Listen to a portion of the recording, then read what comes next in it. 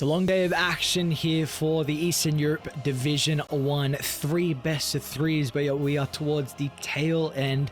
We got Virtus.pro with their debut up against BetBoom. Of course, BetBoom so far, they're 1-0.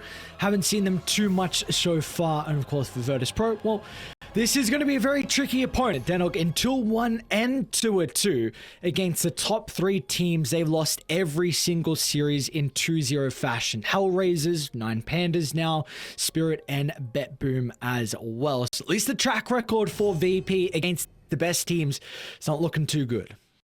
It's not. You really had to just drive that one in there. You just twist the knife a little bit. But, I mean, this is a BetBoom that's undergone a couple of changes. You know, maybe they'll be thrown off their game a little bit with, obviously, Pure now going to the offlane role, Nightfall, playing position 1. Not that he's unfamiliar with it, of course. He had such a long period playing position 1 at a really high level, finishing, top 6 at TI as well, off the back of it. His best results. So I can really see him looking to put some good results on the board. Yeah, without a doubt. I mean, that was I think at that time when he was playing as a carry over on VP at that stage, I mean, he was, I think, widely known as one of the best carries in the world, not even just in Eastern Europe as well through that time. And of course, it's going to be it's going to be difficult for Pure to be able to move over to the 3. Check the pro tracker. He's spamming pubs. So he's getting the work in the, of course, previous series they played. We saw the Tide Hunter and the Axe out of Pure. So that was against Hydra, again, with the 2-0. So they looked very dominant there. But VP's, they're a different beast. Again, they still, in every single tour, they've been 4th place, 4 and 3 was the series count. So potentially this is the tour where they're able to turn it around. I mean, one thing it does show is that they're consistent, right? Which is a good thing. They're doing the thing that you said one move should have been doing, right? Beating all the teams that they're better than, basically. So if they continue to do that, and if they take, for example, this series off of Bedroom, I would say this is probably the biggest series for them the entire tour, to be honest, right? There's so much on the line. If they beat them, and then they continue their previous form of just beating all the other teams beneath them, they're going to the major, right? 5 and 2, you're going to get at least 3rd.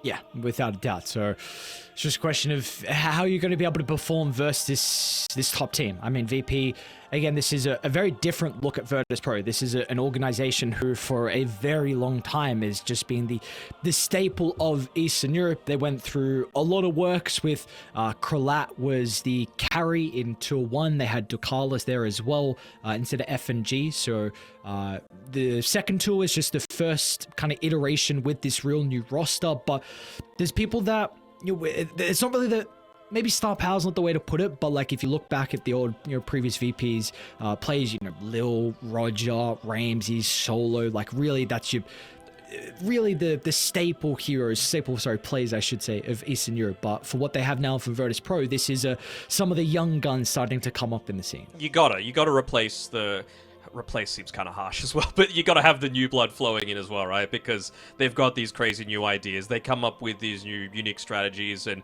every now and then you're going to unlock a gem, whether it be someone like your depressed kids Kiyotaka these days that are very, very skilled at such a young age. We saw that with Mikey, for example, during Dream League playing for Shopify, and now he's got a spot on Nigma, to potentially bring them back up to Division 1. So a lot of people say, none of the Zoomers are playing Dota, but I mean, you're living proof that they are, and we've seen a bunch of others around as well. Yes, we have indeed, and they got one boomer on their team as well with F&G. Like Let's that really F&G. is. Do it for us boomers.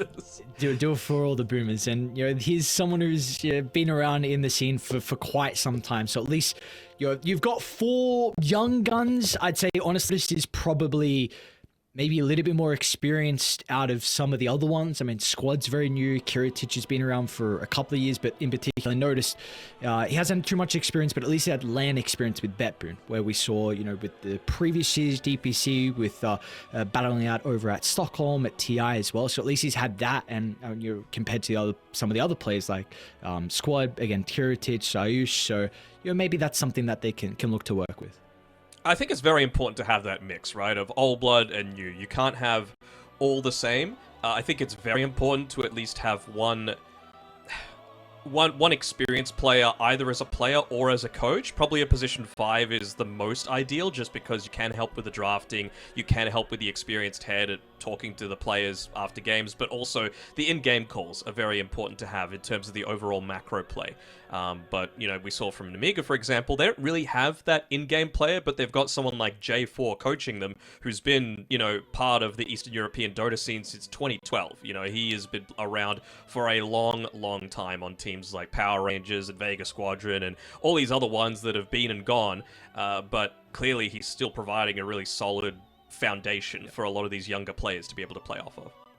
And of course, VP, their opponent, BetBoom, I think not much else really needs to be said, but the fact that they, I think, need to start getting results. That being said, the majors, they had standings in both majors, right? Of course, the recent major, and then the one prior to that, I cannot remember. They did.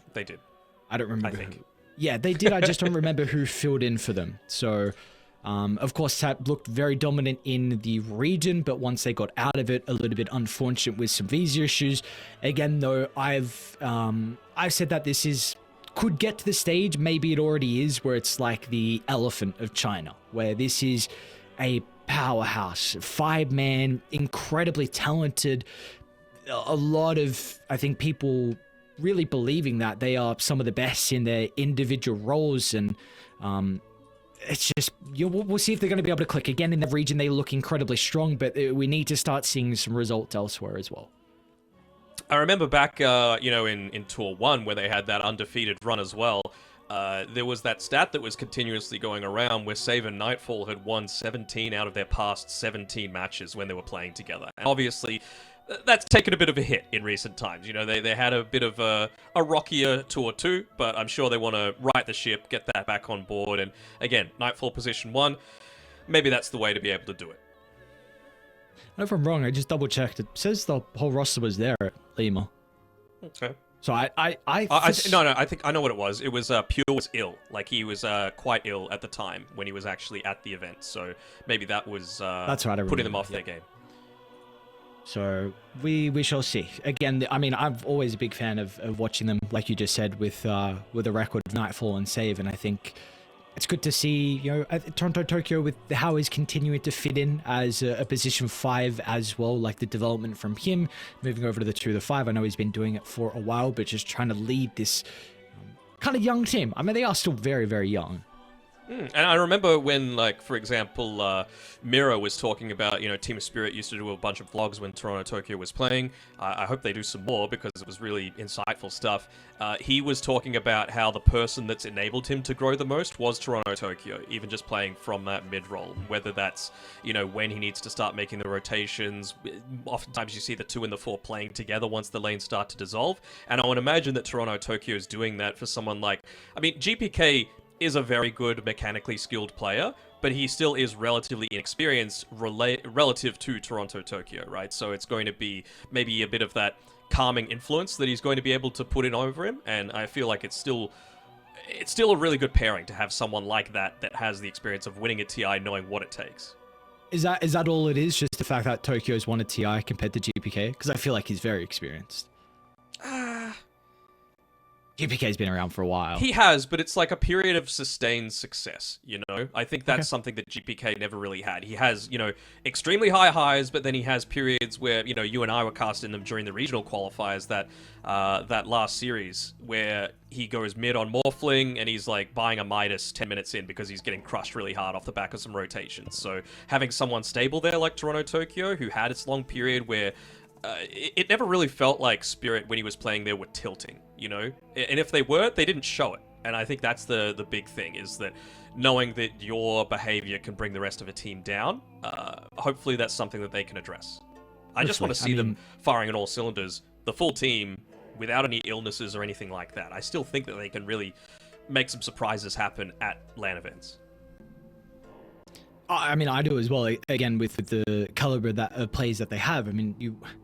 We are both Dota enjoyers. We're both Dota fans. I mean, everyone, the viewers are watching as well are Dota fans, and this is a team that could have some of the best Dota, some of the most entertaining Dota as well. So that's really why we want to see them clicking on all cylinders and being able to play to their fullest potential, like a lot of people were really expecting when they saw this team announced. I know there was a lot of murmurs at TI, and it was kind of exciting to hear that this crazy powerhouse team was being formed. But again, they've looked very good in the region, but it's just now first you're even going to get to the Bali Major. Anything can happen, like over today and the previous cards we mentioned, like Eastern Europe, potentially even second most difficult region right now. Anyone can take it 3 slots. It's not guaranteed so far. It has just been Pandas, Spirit, and BetBoom, but it really seems like that middle of the pack is getting very close to fighting for that potential 3rd slot. Yeah, maybe some of the teams will be breathing a bit of a sigh of relief off the back of that previous series result, right? With one move now copping a loss against a team that a lot of teams might be able to beat, makes it a little bit easier. But Virtus.pro, again, this is their most important series. Like, if they can beat BetBoom, it sets them up to be able to potentially get to that Bali Major. And a lot of the times where people really level up, it's when they're able to play against a lot of other regions, where they get a lot of that understanding of what's required. FNG's already got it, but you would have to say that outside of Noticed, the same can't be said of the other 3. No, really not at all. I mean, Saryush kind of comes from one move in particular. Squad is really an unknown person. I know he's a pretty high rank in the Europe leaderboard, so that's really, I think, the big thing where he was picked up from. And of course, I mean, Kiritich is someone who's been around for a while as well. I mean, had a very long stint on Namiga, which is really the big thing where I think he had his showing. But even him, I mean, he started playing in 2020 was his first official team, at least off Wikipedia. So even then, I mean, that's only really 3 years for Kiritich. Yeah. What are you smiling at? What's going on? Nah, don't worry about it. Don't worry?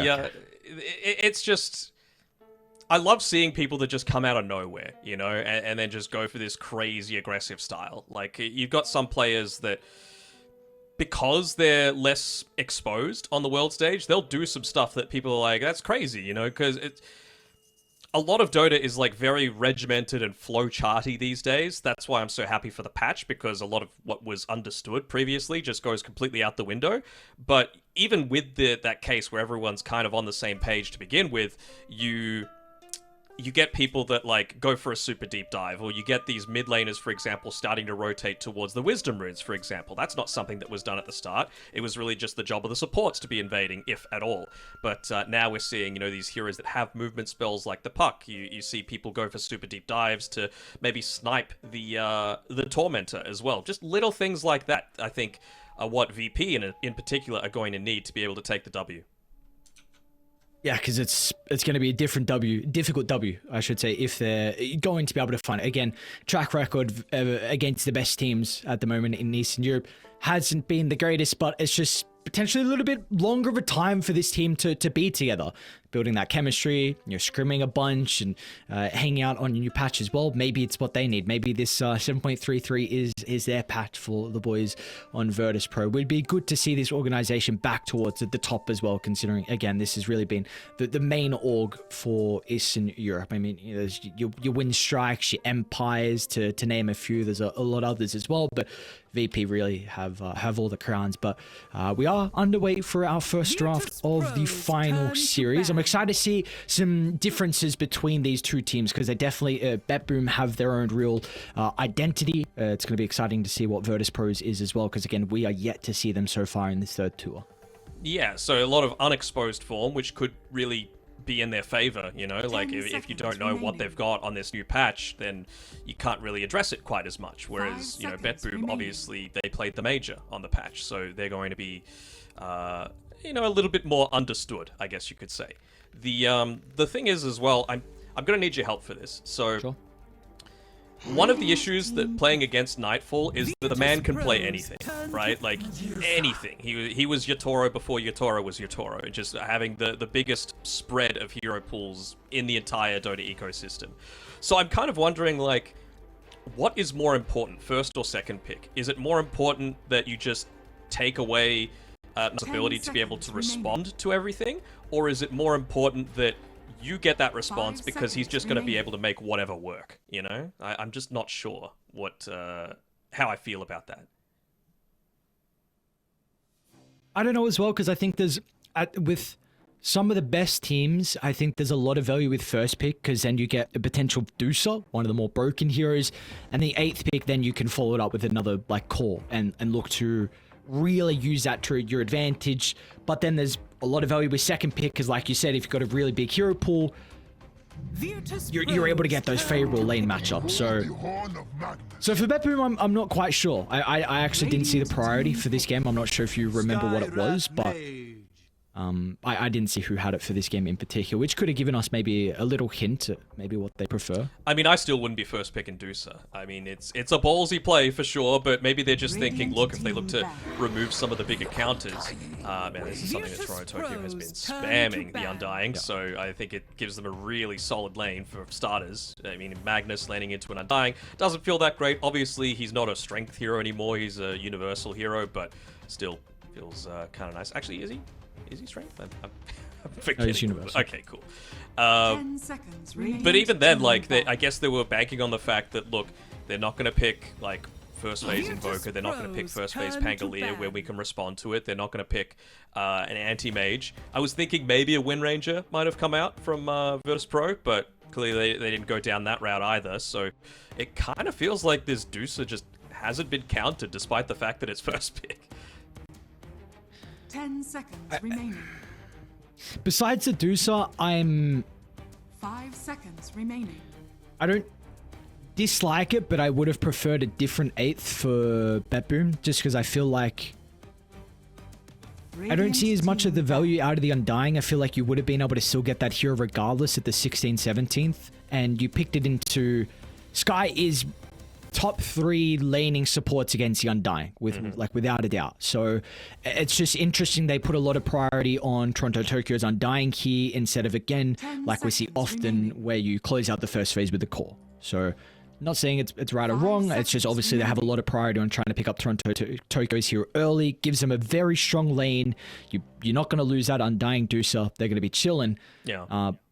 You were talking about pure spamming pubs, though. Toronto Tokyo has been spamming the Undying more than twice as much as his next picked hero, so maybe he's just feeling great about how the hero is right now. Again, against the Sky, doesn't feel as great, but against the Magnus, you're feeling fairly solid. And, I mean, it kind of goes both ways, right? Yes, Skywrath is going to be able to spam out spells into you, but you've also got a Medusa who can just buy a magic wand and then have plenty of mana refreshed off the back of that, you know?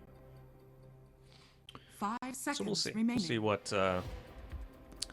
what ends up happening. I think they're just putting a lot of priority onto this. Previously, people were picking Deucer in like off lane and even position 4 with how overtuned she was. And now I think you can't do that anymore. Like, obviously you still scale, but the early game isn't quite so busted. It was like level 3 and you had 1400 effective HP or something like that. So it was just way too nuts. Real quick as well, the potential for the mag to be put as a 1. I just wanted to double check Kiritич's pro tracker. He's played one Magnus game, and that game was an hour ago against GPK. Okay. So at least they've seen the potential in pubs for Kiritич to play this, so that will be in the back of their mind. I actually will even check no Deucer in that game. I just wanted to double check just in case there was. So there's a potential for them to continue to flex the Magnus, but taking a look at the second phase of bans for VP, it's a lot of emphasis on some of the offlane heroes for Pure. The Axe and Tide, like we mentioned, 2 of the heroes he played in their series victory, and then getting rid of the Beastmaster as well. Yeah, I mean, they're putting a lot of emphasis onto him as we get another Spirit Breaker coming through, instant Underlord in response to it. I mean, I like it, right? It creates space for the Medusa to just stand there and fight. Great against the SB as well, just lay down the Pit of Malice, and doesn't matter if you're stampeded or whatever, you're not going to get the charge effectiveness off. And then, of course, Coddle just lets you spam things out in the lane. It also provides a great additional amount of HP effectively for the Medusa as well, so this is really good. I'm still a little surprised that they haven't picked or banned the Pangolier. There we go. So it is the hero that I think of against the Medusa, just because, yes, Don't Gaze sucks, but you still get the Diffusor Blade, which can be useful from afar. Obviously, against the Underlord, can get caught out a little bit, but now they've got the chances to ban out some of the big GPK heroes like the Ember Spirit that could potentially look to counter out this Pango. 5 seconds remaining. I think the big thing though we're looking at, like this is kind of a 4 protect 1 lineup that's starting to develop for BetBoom.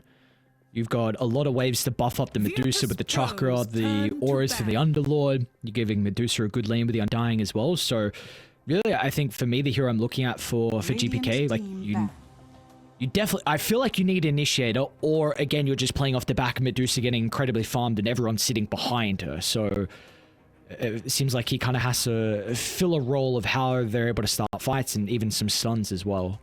You need someone that goes in and does things, basically. Like, Ember Spirit would have been, of course, ideal, but there's no way you're letting that through when you're playing a Pango, and he's already got a Keeper of the Light to enable him. So something like a Void Spirit, I wouldn't hate, you know, just something that's able to potentially even buy a Yule Scepter. It's great against the Spirit Breaker, gets rid of the Bulldoze, it's good against the Skywrath just to be able to avoid that Mystic Flare onto yourself, and it sets up for the Void Remnant as well. Obviously not as amazing value considering he's not an int hero anymore, he's universal, so you want to be going potentially that full-on damage, but I could see Void Spirit working. Puck, probably a little bit less so, but again, anything that's just going to... Actually, I wouldn't hate the Puck, right? More stuff to hold in place for the Deuce to really go to work, and still enabled quite heavily by the Coddle. I think they are the 2 heroes that I'm thinking as well for BetBoom. My only concern with them is that they're not free games, but I guess you're not going to get a free game overall. Like, they're both very mobile heroes that will suffer versus Spirit Breaker and a Sky, but again, it's going to be very difficult for you to find a perfect game here for GPK. He's going to go the Tiny route, so not as worried about like a silence from Sky and Spirit Breaker being on top of you, and it gives you that burst potential as well. Yep. And, of course, Chakra is still just as effective, right? Avatar's pretty much the same cooldown together, so you're going to be able to go in and out very effectively in these fights. Basically, you're going in to enable your Underlord and Undying to go in, and then it's just, you know, a couple of right clicks, retreat, and do the same thing. Because you really only need to buy, like, an extra couple of seconds before the Tiny is able to just do it all again, right?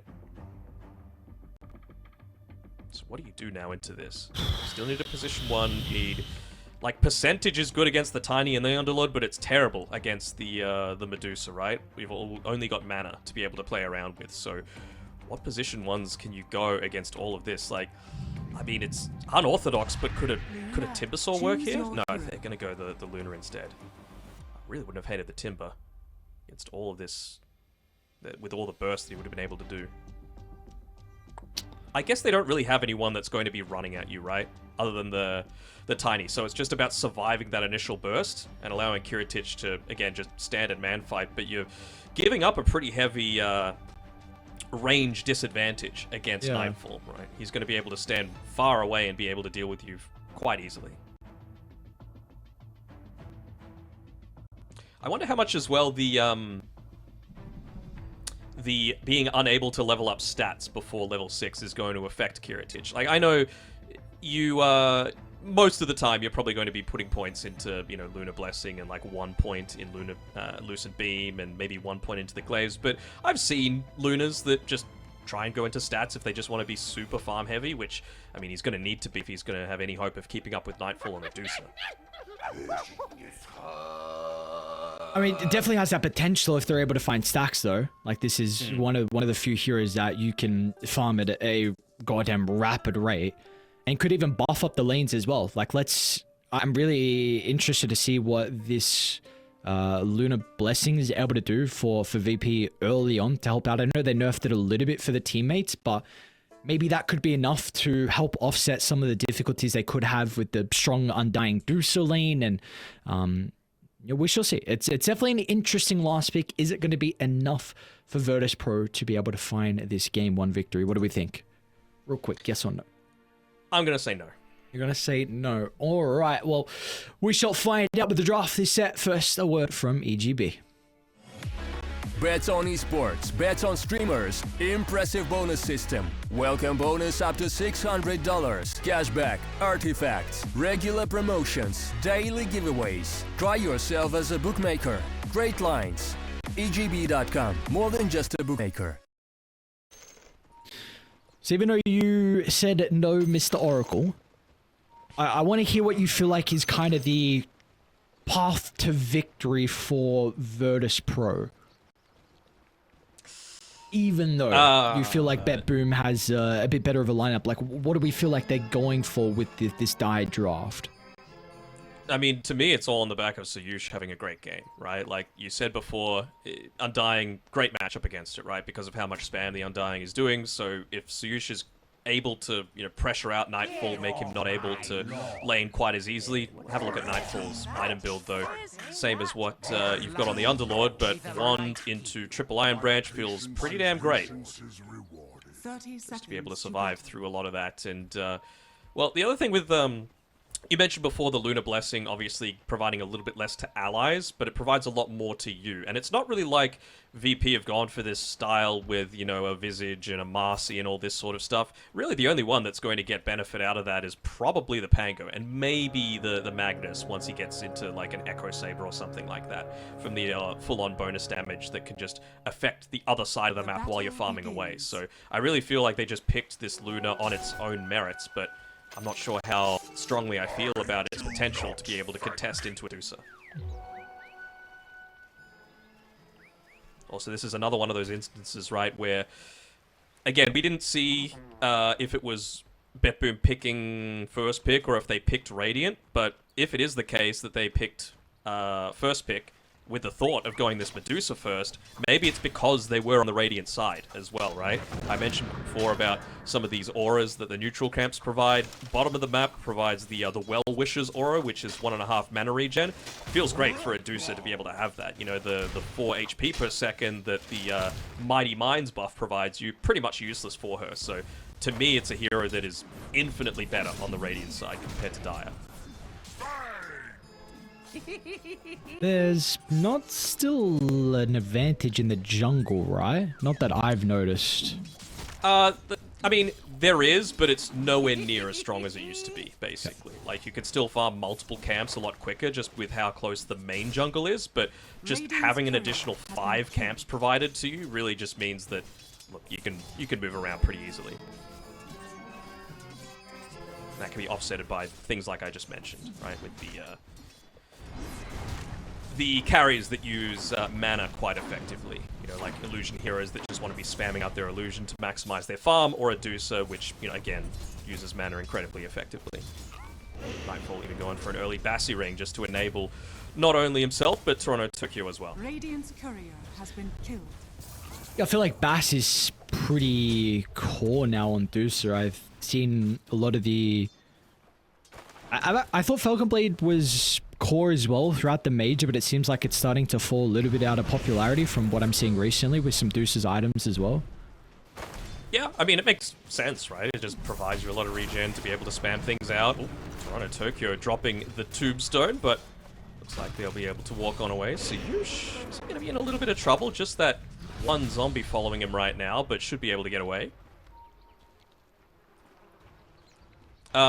Like, sometimes we see a Crystal Maiden and a Medusa together, not that it's a kill lane, and that's probably the one instance where you could, understand if you didn't want to go into it. A blood grenade, I was going to say, if that... I think it was actually off the mark on the FNG. Maybe if it connected, they would have continued to chase him down. A lot of people don't know that blood grenade actually costs HP to be able to cast it as well, so you've got to be very careful with your usage of it. That you do. Speaking of it, another use onto Pure. Pretty goddamn beefy here with the Underlord. Able to zone him out. Don't have the greatest creep positioning. Actually, never mind. I didn't see Kuritich has another pretty much full wave, so should be able to get relatively close to VP's side of the lane. He's doing just fine up here, though. He's got a full wave, like you mentioned, to be able to farm. They were able to get that pull off, though, which makes it a lot more challenging. FNG is still tanky enough with the Healing Lotus that he was able to pick up that they might want to look to go for a kill here, but just the 2 points Lunar Blessing, not enough to be able to buff him up effectively. Still a little bit too far away to get the bonus during the daytime from his Luna. And we've spoken about the side lanes, but I mean, this mid lane, GPK, he's having a great start versus Squad on the Pango. 23 and 6 compared to the 15. Squad does have 4 creeps still, looking to walk under the tower, but a lot of denies favoring GPK at the moment. You'd expect it, right? Just having the tree grab available. Avatos, of course, just able to disrupt the Pango's ability to be able to secure some of those range creeps as well. F. Nice. Rid of the TPR. It's going to go back to base. Might even be able to bring something back for Kiritich. Just 600 gold in the bank here for the Luna. But with the Spirit Breaker not here, they're probably going to try and put some pressure onto the Luna. Make it very difficult for her to freely CS. Doesn't quite have the lineup to be able to go that full-on dive, though. Charging all the way back out from base is FNG on the SBs. He got plenty of regen. And he's also got that blood grenade to be able to go for this next kill if they were really wanting it. But actually save. Might be in a little bit of trouble here if they're able to land the blood grenade, but I guess just feeling like they are lacking in that damage for now. Another dude, I swear they've used already like 5-6 blood grenades top. How many do you even get to be able to start the game with? Is it 6? I don't even know. There's only one left in the stash right now. I thought it was less than 6. I thought it was 3, but I don't know where I'm pulling that number from, to be honest. It could just be some random number. What I mean, Tokyo's in a lot of trouble. This might be our first blood. Some stick charges work with potentially baiting as well. Be careful about going for the dive. Actually noticed backing off entirely. I mean, he only did have the 1 point in the shockwave, but I was thinking maybe be able to land that onto Tokyo. Sayush to be able to make that next rotation. But here's that 5-minute mark. So again, no one really that makes massive use out of this Lunar Blessing. Pango basically only making him level with GPK in terms of right-click damage, especially once GPK's got that tree grab. But maybe the bottom lane is going to feel it a little bit more effectively, right? In terms of just being even right-clicking from Sayush could feel quite nice.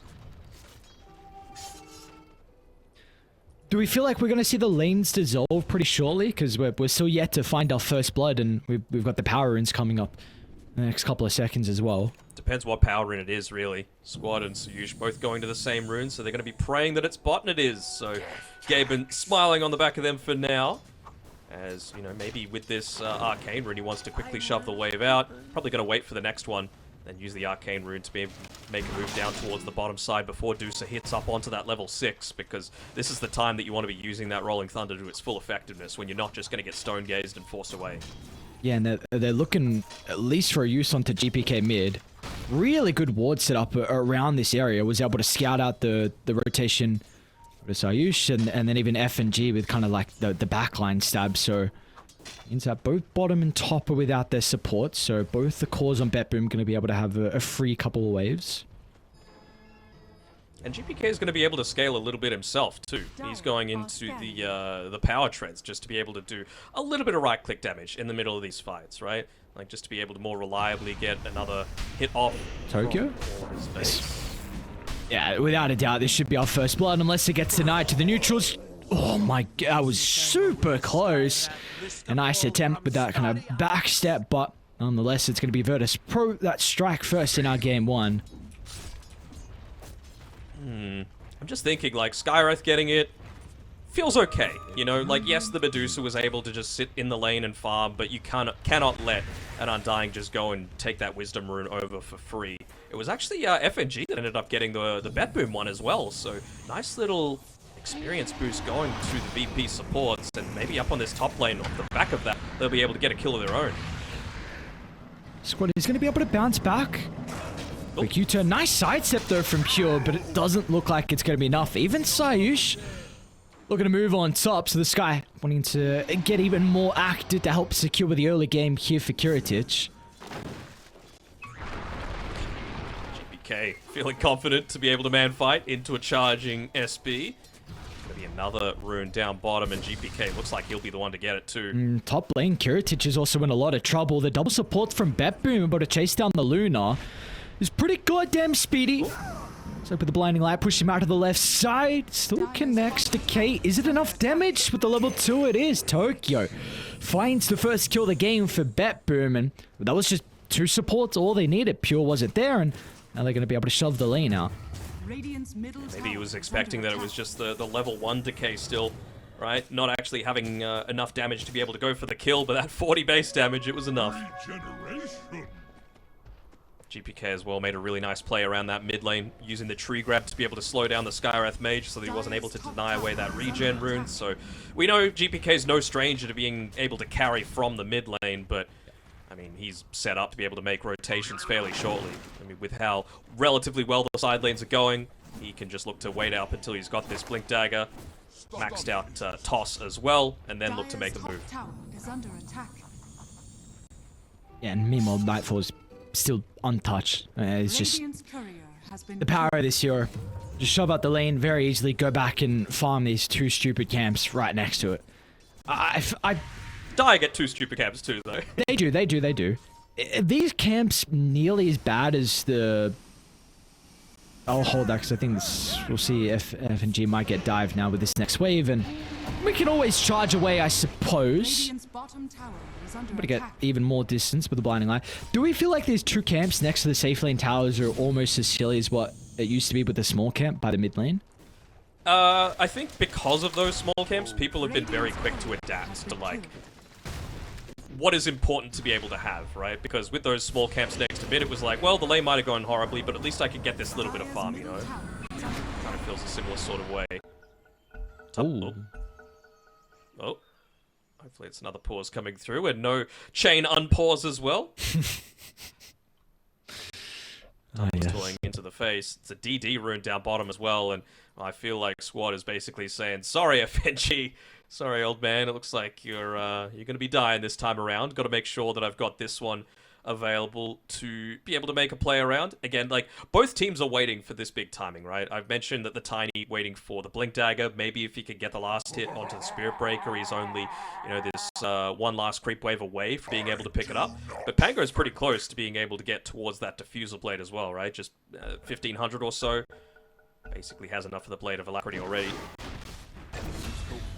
So it looks like the boys on BetBoom will be able to get the kill, and looks like the odds are heavily in their favor as well. Don't get too ahead of yourselves just yet. VP, no joke of a team at all. There's a lot of recency bias, and of course the names on BetBoom as well would be helping out, but a 10-minute Blink Dagger on K. Hey, man's just been farming. He hasn't made a single rotation, and why not? You know, if he's able to get into that, then suddenly you don't just have to deal with the Deucer, you got to deal with him as well. And honestly, he doesn't even need to push the tower. The creeps are doing the majority of the work. Yeah, this could be Squad huge. do it, yeah, with the DD. They have a great ward as well inside the lane, so it's going to scout them out on the retreat. They actually canceled the charge to maybe feeling like it was a little bit too deep of a temp, so that's going to be double damage and potentially wasted. Yeah, a little bit of a shame. Like, I mean, he did just hit up onto the level 7 on Underlord, so he could have skilled up the Pit of Malice if he sees the Spirit Breaker committing with a full charge, but really did feel like that was a small window to be able to kill this Underlord before he got a little bit too far out of control. He's already got the Vanguard, he's got the Raindrops, a very healthy Magic Wand, and he's closing in on that Crimson Guard as well. They're going to try and slow down Noticed. GPK. It's going to run straight into Toronto Toke. Even a Fiend's Gate down to bottom as well. They feel like they need the extra +1 from Pure. And he's going to go through the rift, but will not be able to. So all 5 members at BetBoom down to bottom, but now with the rift, they're going to be able to move to top. And GPK, he's got the combo back up. So it looks like it's going to be another kill. Thanks to the use of the Blink Dagger. Save's going to yoink it away, but at least they should instantly refill the mana of GPK. I mean, that's the big thing.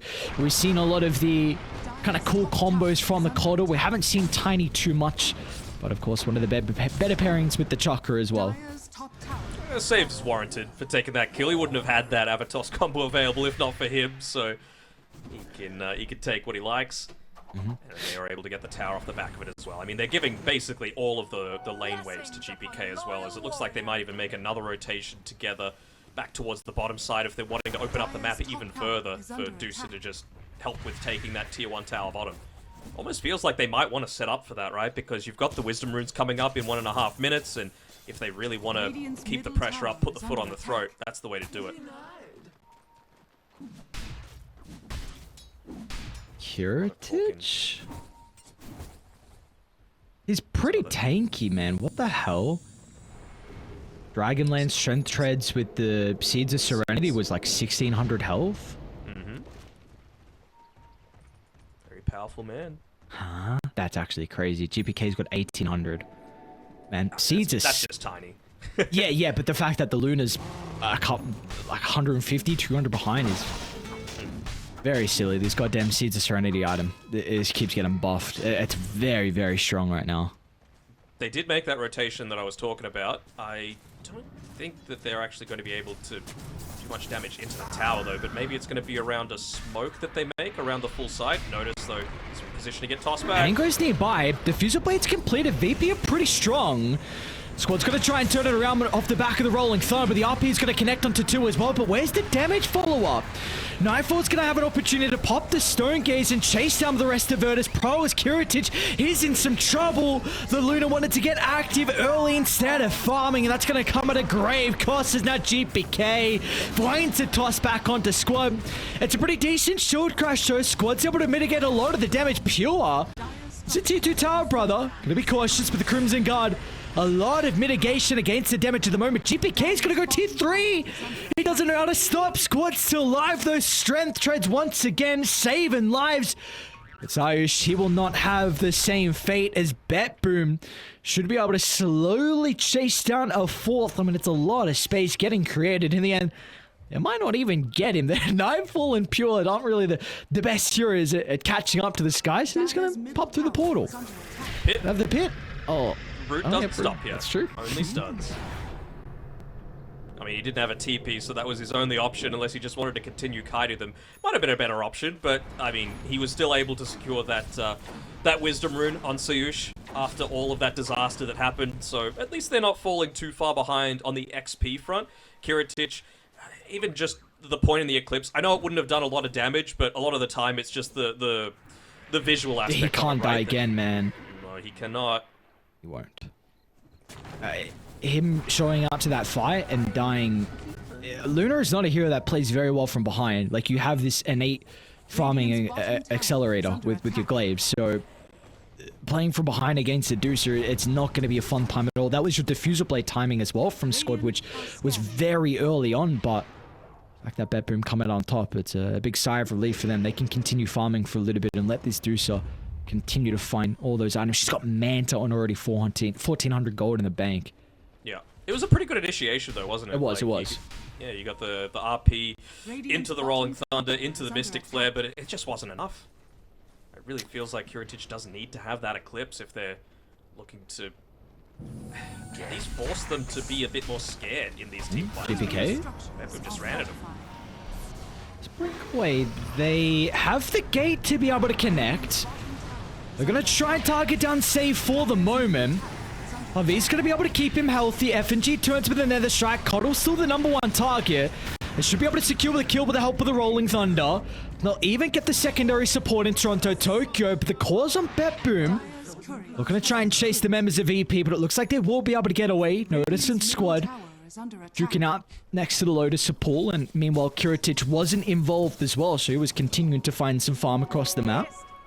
That's exactly what he needs, right? You just do not want to be part of any of those early attempts. It felt a little desperate, just... Well, I mean, it did protect their tier 1 tower as well, right? That one's still standing for Virtus.pro, so they're not as easily able to invade, take away some of the stacks that they've built up in the area, which meant that Kiritich is able to farm this one up now inside of the ancient camp area. You've also got the one to the right-hand side next to Notice right now that he might look to stack up one more time or even just take for himself, so... You know, it was a fight that, in terms of heroes dying, didn't exactly go in VP's favor, but in terms of what it means for their economy, still pretty good, staying relatively even. Looks like they're gearing up for a play as well from BetBoom. 4-man smoke across the map. It's on the FNG that's currently home, but they might be on point with Squad. He's starting to move on over. He's got that Crimson Guard as well. I'm not sure if anyone dies when they get the jump on. Nice positioning from FNG, though, to be able to pop it. Still probably gonna die, but rather him than your Luna. And they... How long until... Until 15 seconds for the Fiend's Gate, so if they're really quick with pushing in this bottom lane, they might be able to secure a tier 1 tower of their own before there's even any response capable. 5 seconds. Fiend's Gate. Looks like it'll be enough. So you take that tier 1 mid trade for tier 1 bot trade any day of the week. VP are incredibly happy for that because it allows Kiritich to do exactly what he's doing. Move down to the bottom side, steal away some of the farm that Deucer was previously taking. Also, you've got a Magnus who's maxed out the Empower, going for a bit more of the carry style on Noticed. no greaves or anything like that, just a Vanguard to be able to protect himself. I think they're realizing that, you know, we've got a Pango to kind of deal with the Medusa, but we felt like we were lacking in damage severely in that pass fight. Once again, looks like FNG is going to be in a pretty good spot to be able to reel the gank, although GPK with the invis wraps all the way around. We'll see Squad deep in enemy territories. Is FNG going to be able to disrupt it though? Squad falling low. One to the backpack, and GPK is going to be up to a dominating streak. A bit of a extra gold injected into his bank. He might even get FNG as well. The toss going to be up, sends him packing. So we were speaking about earlier that, you know, Kiritaka probably top 3 tinies in Eastern Europe. You asked me, you know, who was along with him. Did I say in the world? Okay, yes, in the world, I would say GPK could be an argument for that as well. Eastern Europe, I don't know what it is, but their tinies are at another level, and GPK, he always shines on this hero, and this game in particular is no different. 5-0-4, second in net worth, and if you have a good game on this hero, you can scale, and you're a real big issue late game with like Scepter and crits. Yeah, he's been involved in almost every single one of their kills so far. 9 out of the 11. There's a big FNG? reason why this net worth is continuing to grow. I mean, he's just throwing his body in there. Just, again, if it's me, it means that the rest of my team isn't dying. If they can get this kill onto GPK, that'd be pretty huge, though. They should be able to with the Mystic Flare. GPK is going to end up going down, so he's simply the one to get the streak. Like you said, he's happy with throwing his body, and Pure's rotates as well. I mean, Nightfall was even there, and Heritage is farming. so he is, so... He was 6 on net worth coming out of that laning stage, and he's already up to second. It's not like it's him and then a giant gap either. Noticed he's getting a fair amount himself. Also dealt a decent amount of damage into the tier 2 bot as well, almost at half HP. So it really is around that BKB timing, you would imagine, for Kiritich, that he'd be looking to maybe make a play. Spirit Breaker's not really going to... He's going to be the true position 6 this time around, like just throwing his life away. You can see Sayush. He's going straight into that Scythe of Vice. He wants to be able to punish GPK if he ever does go in super deep without popping that BKB. I think that's the Harpoon now finished for the mag. Yes, it is. Alright. Some decent kill threat here. Are they going for a smoke here? Or are they going to... Ah, here we go. Take the Tormentor. Some okay value. You would hope SP doesn't get it. It's fine. What's the Agshot and Sky called? I know what it's called, Shield of the Sun. Don't think you could trick me. Oh, That's my way for tricking you. I'm just double checking you're on the ball. This is a very early Scepter from Squad. That was pretty decent timing. Should have it very shortly here, level 15 as well. Yep. And it's got That's that what you important wanted. talent. He gets the important talent. You're against a Deucer. His job is drain Deucer's mana, period. That's it. You know, I wonder what he's going to go into next. If it's going to be like a Basher? Deucer? No, the Pango. Yeah. Blink Dagger, okay. So I was thinking, he's got a few options. He could go Blink Dagger, he could go Basher, of course. Don't really need a Maelstrom. You've got a Luna and a Magnus doing that job for you. I was also potentially considering a Halberd just because of how effective it's going to be, even just against GPK, who's looking to scale in a pretty solid way himself in terms of right click. I think I would have preferred the Halberd. Because I think you have the Mag and the Spirit Breaker to start. But of course, Squad knows best, and he's got a double damage rune now as well. There might be well, let's see. It's not the fastest Roche from Radiant. Of course, they got the Medallion and along with the Flesh Golem, but still, it does look like VP going to be able to get there. Oh, there's charges onto Pure, they see him. It's everyone else is really far away. Distraction plays. If they're focused on him, they're not focused on Roshan. And Tomb's about to expire. No scoop to blink. Oh. Didn't go in. I was thinking he was going to commit there. Maybe it's going to be Pango going in first, using that as like a BKB response. A lot of damage onto Toronto Tokyo early on. They're even going to drop the Mystic Flare, but he's okay now. GPK finds an angle with a combo. Sayush is falling low. Not going to be able to secure the kill for the moment. Notice just wants to skew a Nightfall out of the fight, but it's not providing them a whole lot. A Squad, he's stuck in the middle. A 1v1 versus GPK. Should be able to get some distance. Still not a lot of value out of the double damage and a very awkward fight for VP. Not the way you were hoping to try and take this Roche engagement, and as a result, they're going to have to try and duck and run. Yeah, they just didn't land their spells, and the big plus Noticed? for BetBoom is that they basically popped nothing. You know, you had Kiritich there just waiting. He wanted that Stone Gaze popped. He wanted the BKB popped on the Tiny. Nothing happened. They basically just used the remnants of the Oh, they're Tombstone. going to get him. Oh. Very nicely done. GPK is going to be able to TP out. They should be there with the root. And even cancels it anyway, recognizing there is no point. I mean, 50 seconds without the Magnus. That is a big window now for BetBoom to look to go back to Roche. You reckon they can take it? I mean, they'll have the drums, they'll have the medallion, but they don't have the flesh goal for the next 30 seconds. They already had a bit of an issue. I think they will. I don't know if VP can. I think they'll. Underestimate VP FNG's ability to just run headfirst into a team fight, my man.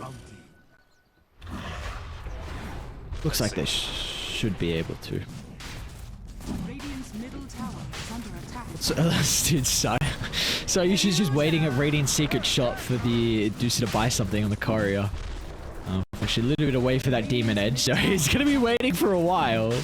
Radiant's shots have fallen to the radiant. There you go. Oh, poor guy. Well, I was thinking, like, I was thinking that Roche would take a little bit longer. Maybe if they had the Solar Crest, maybe if they had the Echo Saber finished on GPK. He's just got it delivered now on the courier. And Radiant's top he's tower also is level under 15, so plenty of damage through the avalanche and plenty of sustained right click. He's still standing there, isn't he? Yeah, no courier now. Dire's middle tower Maybe he still is feels under like it's attack. there. I'm not sure. I don't know if he saw it leave, but you got the Aegis now. They already had a lot of difficulties with killing the Medusa. Now good luck doing it a second time with a Greaves Crimson Atrophy Aura, with a Force Parvis. It's not going to be easy. We spoke about it in the draft. This is kind of like a 4 Protect 1 lineup, and they are online. Yeah, I mean, Radiant's top who's tower the is target under that you attack. actually even want first? Dire's Probably bottom Coddle, tower is I under would say. attack. You know, just having that Parvis and Force Staff and the Chakra Magic, both for giving Nightfall a little bit of extra HP, but also enabling GPK or Pure. It feels to me like he's going to be the easiest one to take down for now, and he's kind of been a little bit deep here, but well, he's just playing scared right now on squad. Feeling like he needs to run away if Coddle shows, and he did have GPK behind him. Kiritich. Manta's on cooldown for 3. Dire's It's going to be bottom just out of range. Oh, pop. Okay. Maybe the bait? Maybe easy bait. Radiant's vision is exceptional right now. They're also scouting out Notice behind the T2 tower. He's probably not going to expect them to be this close to him. He's going to run straight into... Oh, no. Oh! TP? It's awkward. Okay, yeah, nicely done. Just look at what they're getting though. Nightfall's inside Dire's triangle. Pure is pushed out mid. So even though he's kind of making some space, so BetBoom are in a great position to be able to try and get some objectives. Squad's pushed out top though. You know, it's something that Yush as well as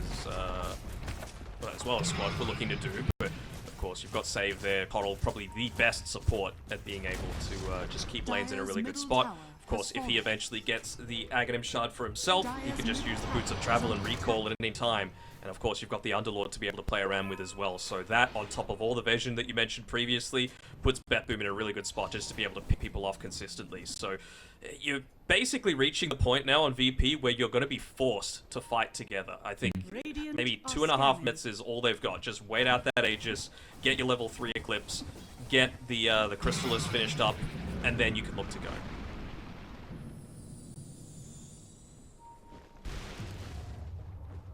And for BetBoom, what do we feel like they're going to be able to get out of the last remaining 2 minutes of the Aegis? Is this one where they can maybe think about going high ground? Or are they just happy to continue kind of choking out the map and finding their farmers? Actually, JPK gets a kill on Sayush, so a freebie for the Tiny. Yeah, it's just about waiting for that pickoff. Unfortunately for them, it's probably in the least opportune position. Unless Pure uses the gate to be able to connect through for save, just to be able to bring them there quickly while he's still in the grave for now. But I guess they're feeling like with this Solar Crest and the Tombstone dropped, there's no real reason for Nightfall to feel too threatened. Squad is back in the lane now, so getting the disarm off onto the Deucer. A little bit of that mana burn coming through from the Diffusal Blade as well. FNG. Another pick off. Yeah, he was This just... is one where he doesn't have the buyback too. Kiritich? He's in a lot of trouble. Notice gets the skill, but still ages for a minute. Mana's gone. Breeze gives him a little bit of bonus back, and he's still alive. Chakra as well. Yeah, cool hero. Do they go again on Notice? He's got the boys protecting him. Crimson Guard, Chakra, Guardian Grief, Solar Crest, Soul Rip, Drums. Like, he's got the boys behind him. Oh, that's cool as well with the pit. I mean, there's still no BKB from Mag, so makes it that much easier to be able to siege the high ground with just being able to protect Nightfall. Just charge on in on FNG. No, looks like he's trying to push in the top side. The laughs coming through for FNG is like, we cannot defend against this. Kind of understandable, right? They got the most out of that Aegis. They found the pickoffs.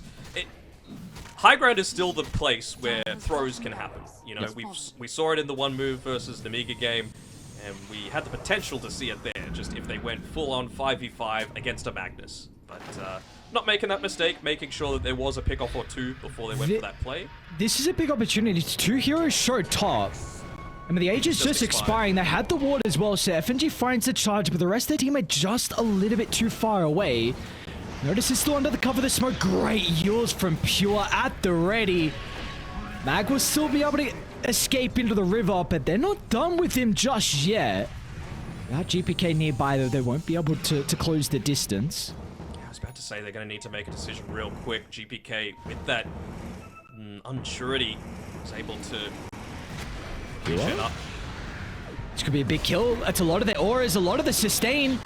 Yule's going to be able to buy in some time. Now Nightfall's going to be in with the Stone Gaze as well. They need to cut the Medusa with the BKB. Kiritich will be enabled to do so, but it's an all-out retreat from VP. And, well, now they can go back in. BetBoom, they used a decent chunk. Vinci trying to find that opening. They won't be able to follow up, though. So, you know, at least we're getting something out of VP. It's taking them a while, but they get the kill on Pure.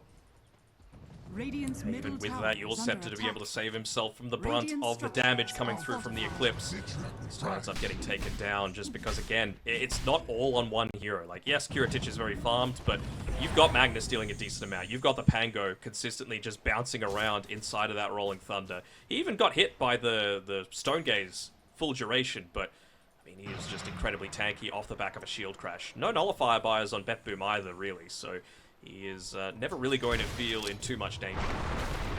I like this from Notice as well. It looks like with all the gold he's got saved up, he's going to go into the BKB next. And I think this is much needed because of what we... the past couple of minutes, what we just saw. With the pit to be able to push high ground, it cancels out your potential skewer back play to find a way back in. And just with the Yule Scepter as well. That's another way that Pure can potentially cancel the effect from the mag. I think this BKB was much needed, otherwise there's no real way for them potentially to turn these team fights around. I mean, don't get me wrong, I'm a huge Crimson Guard enjoyer, right? But probably against this lineup, not the way to go, because you're just getting huge amounts of damage from these sources. You know, Underlord's hitting for a good amount once the team fights start to go on for a little bit. Tiny is just smacking you for 1,000,000. Deucer as well, she's got a Daedalus, right? So that 70 damage block really doesn't do much. It's more about just enabling yourself to get the proper team fight going in your favor. It's a full-on smoke as well as soon as they get the Aghanim Shard on the Keeper of the Light. So he's got that recall available now as well. So again, this is the scary period that I was talking about, as if this game hasn't been a little bit scary already for VP. Just knowing that you're going up against Boots of Travel on Coddle with the ability to recall people and the Dark Rift, just to be able to move anywhere you want throughout the map. VP are doing a very good job to keep up in farm, though. Only a 4,000 deficit.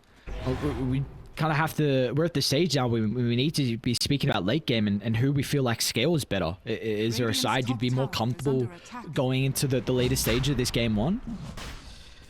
In a full 5-on-5 fight, let's just say in mid lane, I would still favor BetBoom, just because I feel like they've got the early damage they've got to do to be able to play around with. But again, around high ground pushes, if it's not through a pickoff, Magnus can completely change the game. Does look like it's going to be another roast that goes the way of BetBoom, though. This time it's uncontested. So you got Ages on to Nightfall, and GPK is going to pick up the cheese. Went Silver's Edge as well for GPK. Okay. So A little bit more crit. Never hurt someone. never hurt nobody at all. It's going to make it much easier for him to be able to find the pickoffs as well as... Just looking at Nightfall's positioning. Kiritich just TP'd out. So FNG once again, just getting a little bit of scouting done. Basically the disruptor, the look at me kind of guy is what he wants to be right now. Scott is a big item. Yep. And they're just saying to GPK, get up here, my man. You've got the haste rune. You've got a coddle to make you nice and healthy. Don't need to go back to base. It's just about connecting through to us on the back of this Aegis to its fullest potential. But with that little bit of a delay, means that VP had time to be able to set up this high ground ward. They're also going to be able to push in that mid lane a little bit. Wonder if FNG is going to go whack that tower once just to be able to take it down. Never mind. Bottom rune, much more valuable, and he's closing in on his own halberd. So I mentioned that as a possibility for the Pango. He's opting to go for damage instead. They get the BKB on the courier as well. Nicely done by Squad. And immediate rush back to their high ground vision as well. That's a big commitment with the glyph as well. If they don't fight into this tower, they're basically just giving up the fact that they won't be able to protect their high ground very well. Dude, FNG. He's such a nuisance.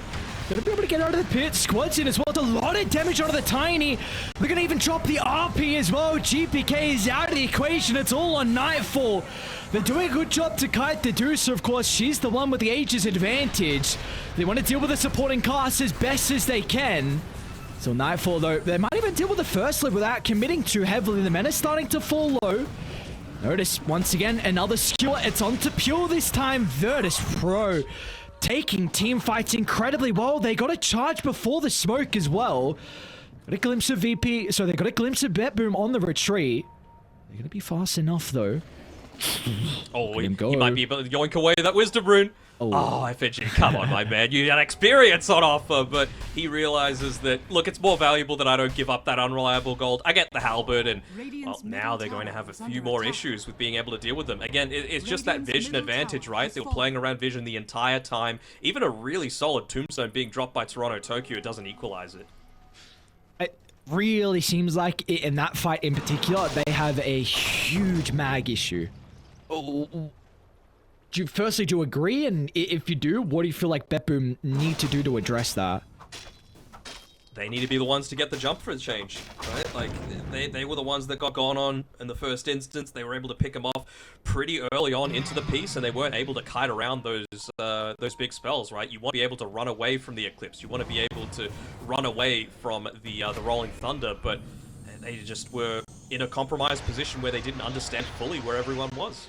So it's about taking a fight where you've got the vision advantage. Even just the fact that Nightfall had his courier killed previously, didn't have the BKB and didn't feel confident to actually move in further onto the front lines. He's getting his mana drained quite frequently too. They've still got a minute and a half left though on that Aegis. Mana's going to be drained even easier now with the MKB just completed from Squad. They will get rid of that high ground ward as well, off the back of the gem that saves carrying.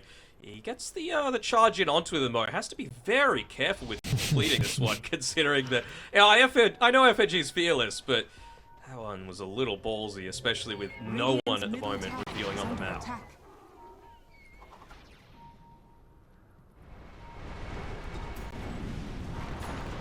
Interesting. Kiritich... Oh, he went Butterfly. Okay, he had the Ag Shard queued up. I was going to say it's... I wonder if he's going to buy out for the shard instead of waiting for the luck of the Tormentor. See how they're going to be able to address this high ground attempt. Radiant's bottom tower is under attack. FNG. Charge in. Bulldoze. It's going to be dropped down. Notice looking for the combo, but it's going to be off the mark. There's a bit of a window now for BetBoom to take at least something out of this Huron cooldown, but it's already back up. Notice with a short cooldown. So we can already look to go back in. Tombstone's giving them a lot of vision. We're gonna have to back off as soon as it gets destroyed. Aegis as well expiring in 15 seconds. Nightfall doesn't have the greatest mana right now. They have a nice ward outside the base. They will see Notice trying to pop on out. Gets it back so quickly though when the Aegis is reclaimed. He's actually buying a Aghanim shard of his own. So, I mean, at least it's going to give him a little bit more information as to when, perhaps, if he's farming out a little bit too deep, if a charge is coming in onto him, just launching out that Mystic Snake. Yeah.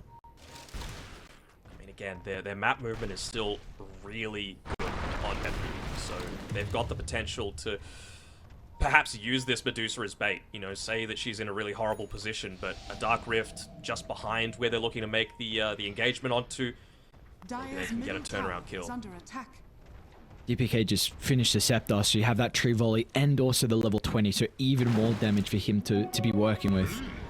It has already been a huge issue. He's got that tier 4 as well to be able to decide what he wants. We'll see what the choice is going to be for Mr. GPK, but... Head to edge. Yeah, alright. Very cool, very cool. Great against a Pango as well. Just that extra attack range on top of your tree grab as well. It's going to be his main job, I think, in these fights. A, survive, don't get initiated onto, and B, just obliterate this Pango as much as possible, whether that be through tree volley or just simple right clicks once you pop that BKB. Oh, that's a huge neutral line for Notice. And just speaking about the one for the Tiny, having the Ninja to gear now makes it that much easier for him to be able to find an opening. Because again, I mean, that's what you mentioned earlier, how you're able to address the Magnus, just having the jump, and well, it's good luck doing that now against a Ninja gear. Even FNG got one too as well, so lovely for him. He's going to be a bit of an issue as the game goes on. 0 and 8 we were kind of not memeing, but like it was very funny to see like his playstyle early on, with just sacrificing his life. But he's got a lot of net worth, and that net worth is going to be really pivotal as the game goes on. As get the jump, they want to try and take the Space Cow out. Notice going to be in though. They found GPK. They're able to blow him. What is the damage? GPK's gone.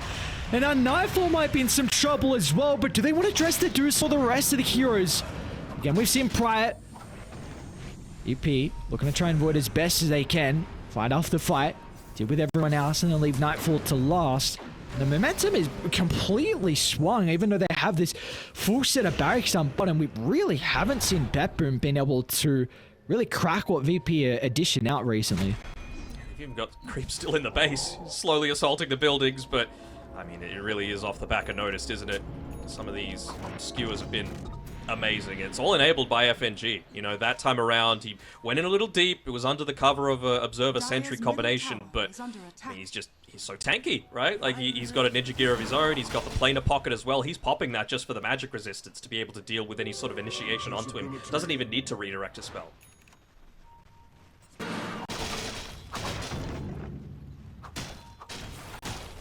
Oh, it's a fast respawn. 10 seconds, and meanwhile FNG with the invis. Saber's got a gem. That'd be big. Love to steal it.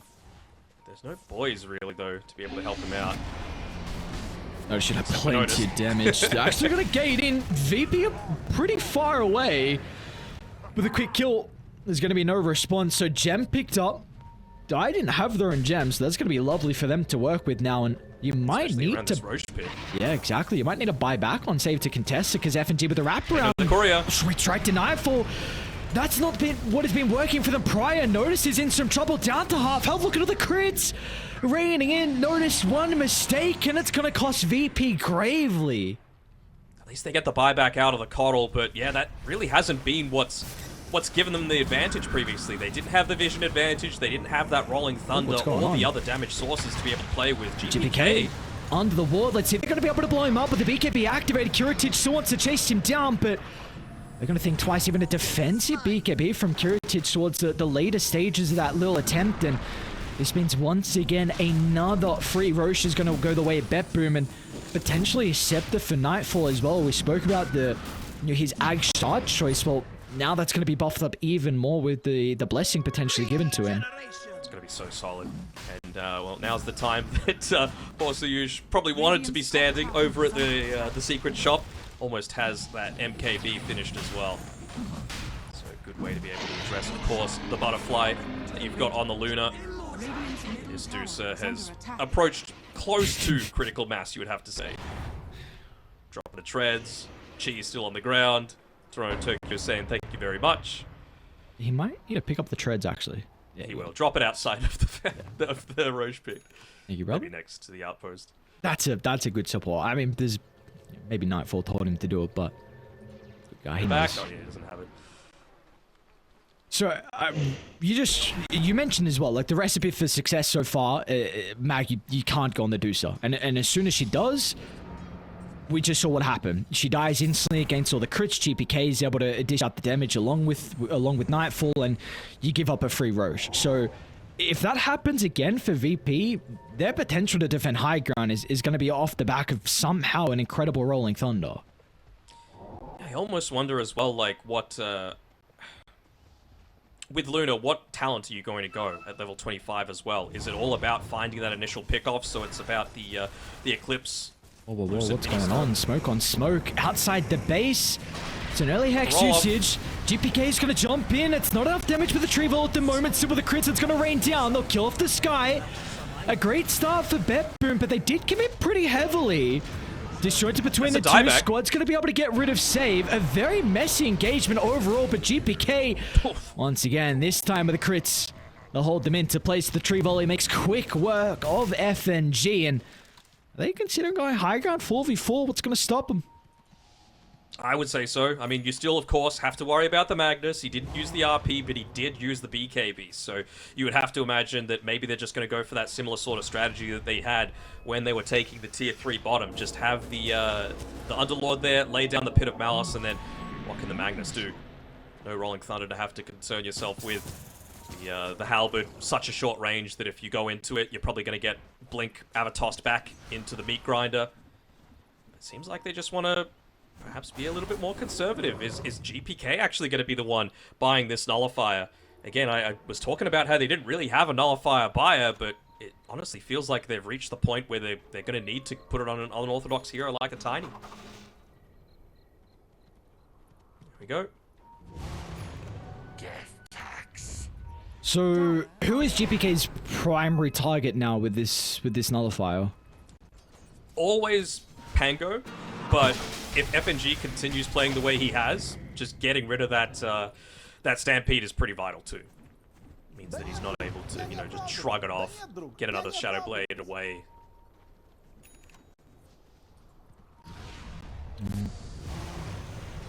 BetBoom, 6,000 net worth lead for them. Still very, very even game, even though they have this objective advantage. Start to see the momentum continue to go in Radiant's way, and they still have this Aegis as well to work with for another minute 50. So VP will be forced to come back to try and mount a defense. Didn't go the Rolling Thunder cooldown on the Pango at level 25. Went the Swashbuckle instead, so needs to be able to protect from range. There's that lay down of the Pit of Malice, but Nightfall is actually walking out of it. Maybe using him as a bit of bait, considering he does still have that duration left on the Aegis. You can just see, notice, he's calculating the angles. Tier 10 geometry class. Notice. Oh, the instant Hex to precast! Save, beautifully done, stops the jump. Squad's going to try and attempt. But a BKB from Notice really isn't providing them too much. They're going to skew a Deucer in, but Nightfall doesn't care. Stand strong, Stone Gaze use, who gives a damn? Free set of barracks. No contention now. That's the second lane. Given up for free, essentially. And of course, no Rolling Thunder to have to deal with again. I mentioned the fact that he didn't go the cooldown, so it's still a good 50 seconds. It's really going to be on the back of Notice once more. Mana's Alpha Deucer. Aegis, though. They need to get crafty with this. It's currently not working, which is putting Deucer up on the front, and Virtus.pro aren't finding opportunity. They need to wrap around and maybe drop a Warden. Doing exactly that, but that's where the ping's coming from Toronto Tokyo. He has an idea that that's exactly where the Magnus is coming from. GPK, his Silver Edge is about to run out. What the?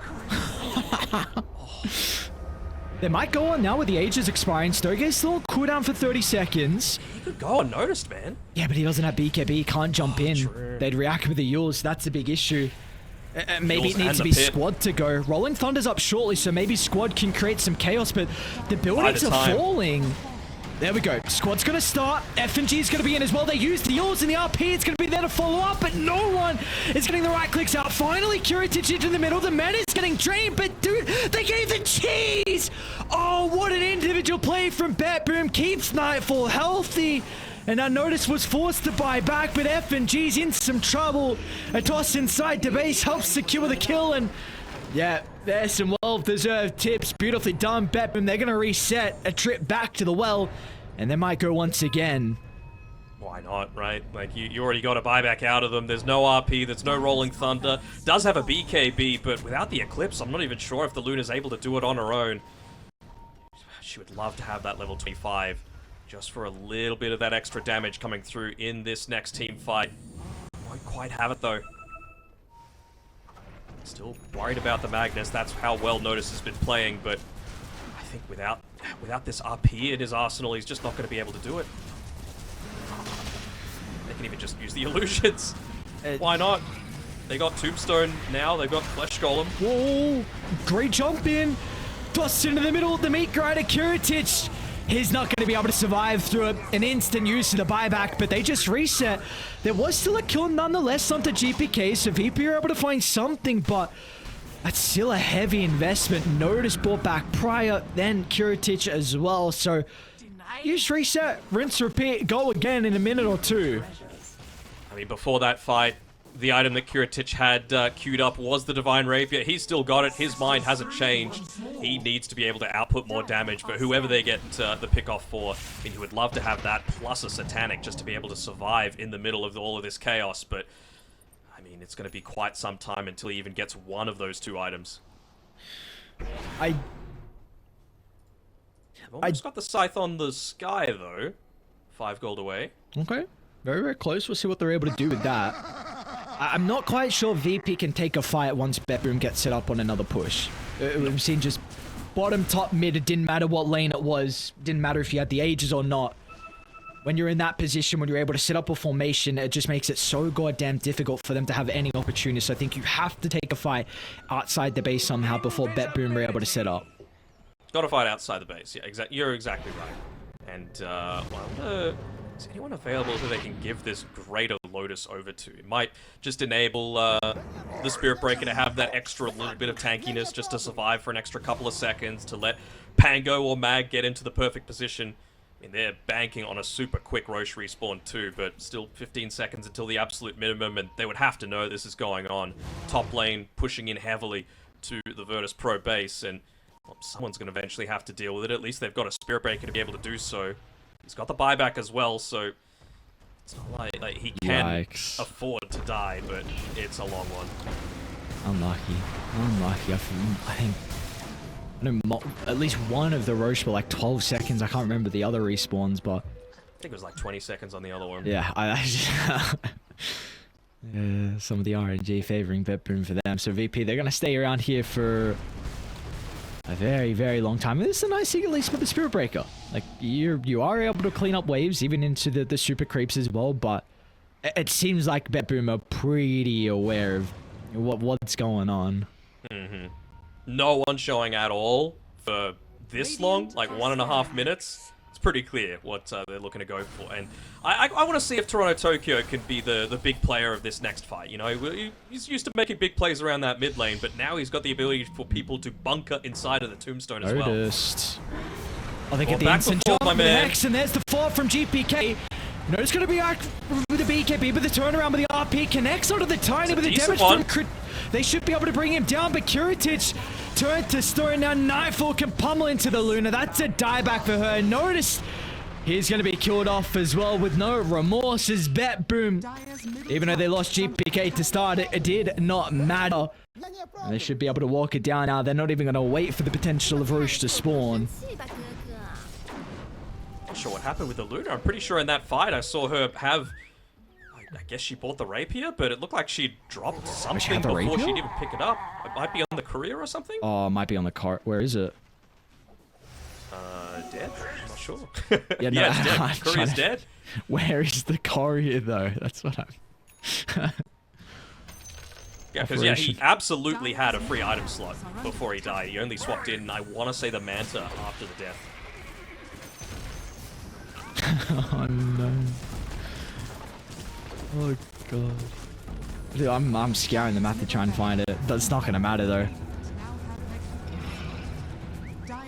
Yeah, this is a difficult defense at best.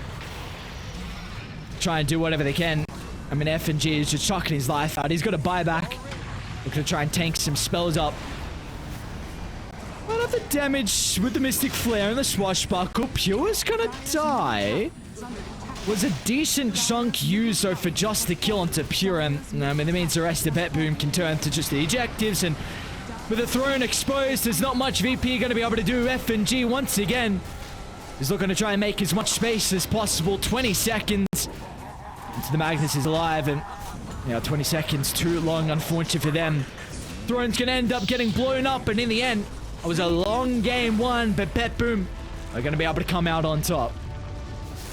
Gotta say though, very impressed with how long VP were able to keep in that one, right? Like even when it seemed like BetBoom were on the advantage of all the objectives, they got a pretty early first lane of racks, I want to say 28 or so minutes in, but they were keeping the net worth fairly steady up until, how long? The net worth was actually in VP's favor at 41 or so minutes, so I mean, they just used this pushing power very effectively. They weren't caught out, despite, again, BetBoom having the edge in that regard, playing with an Underlord and a Coddle with a recall, plus I think there was one other hero that had the Boots of Travel as well. But overall, BetBoom, they just took a couple of fights that went more overwhelming in their favor, and it really felt like VP, everything had to go perfectly for them. Notice did that for the first, let's say 30 minutes of the game, but just one or two poor team fights, and it really swung BetBoom's way. Yeah.